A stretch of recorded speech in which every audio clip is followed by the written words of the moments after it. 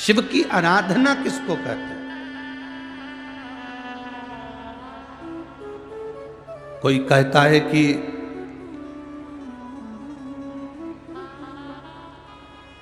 क्यों भटक रहे हो, क्यों जा रहे हो यहां वहां। हम कहते हैं तुम भटको भी मत, कहीं मत जाओ। तुम्हारे घर के नजदीक में जो शंकर का शिवालय हो, तुम्हारे घर के नजदीक में जो शंकर का मंदिर हो, शिव मंदिर हो, शिवालय हो, उस शिवालय में जाकर एक लोटा जल प्रतिदिन चढ़ाना प्रारंभ करो।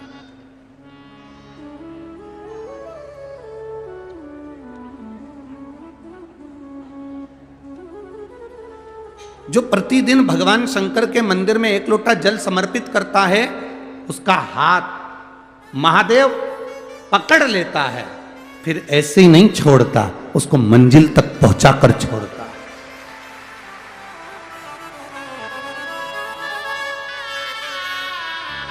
वो ऐसे ही नहीं छूट सकता।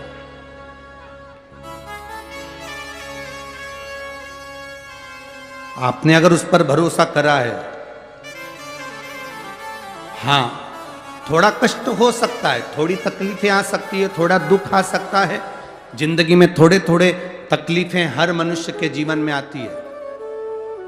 कोई संत, कोई साधु, कोई गुरु, कोई ब्राह्मण, कोई बहुत बहुत बड़ा महाराज भी अगर तुमको कह दे कि उसकी जिंदगी में दुख नहीं है, तो समझ लेना कि झूठ बोल रहा।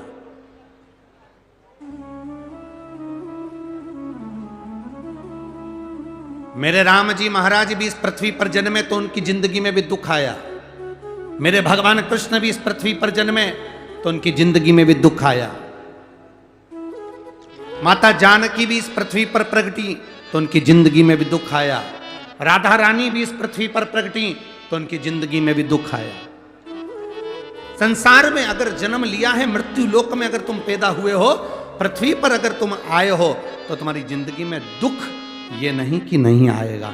हमारे पूर्व के कर्म के अनुसार हमारी जिंदगी में दुख, हमारी जिंदगी में तकलीफें आती है, पर वो दुख मिटेगा कैसे?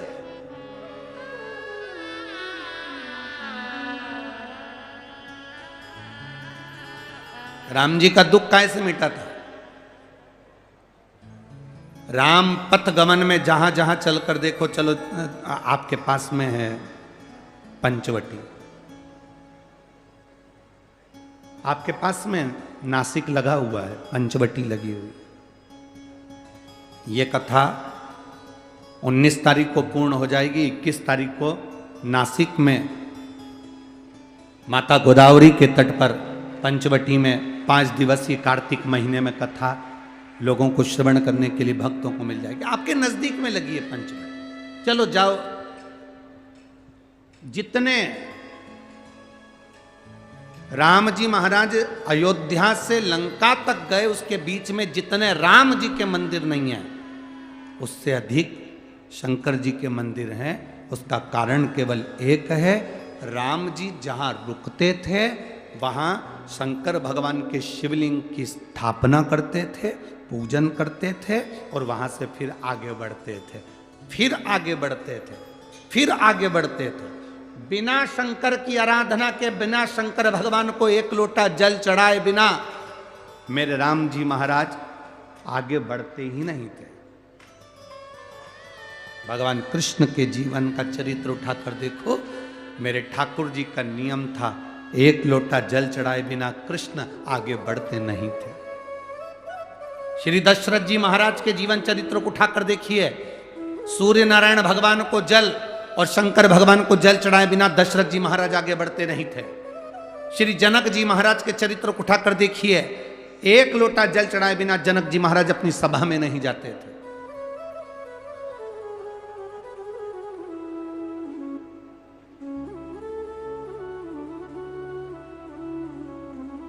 थोड़ी जिंदगी में तूफान आते हैं, कष्ट आते हैं, दर्द आता है, तकलीफें आती हैं, पर तूफान आता है तो पता चलता है ना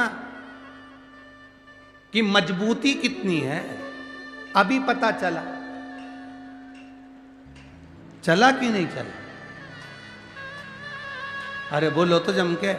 पता चला ना कि मजबूती कितनी है। ये हवा चलती है, तूफान आता है, तब पता चलता है मजबूती कितनी है। उसी तरह दूसरे धर्म के लोग तुम्हें डिगाने के लिए आगे बढ़ते हैं, पर तुम्हारे भीतर का सनातन धर्म दिखा देता है कि मजबूती कितनी।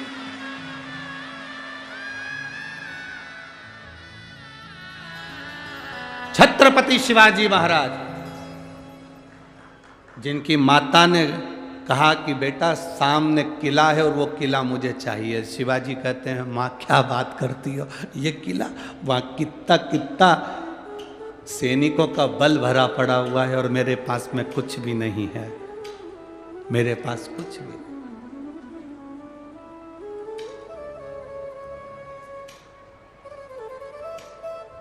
जीजाबाई के शब्द जब श्रवण किए, छत्रपति शिवाजी महाराज को छत्रपति का संबोधन स्वयं उनकी माता ने दिया है, स्वयं उनकी माता ने।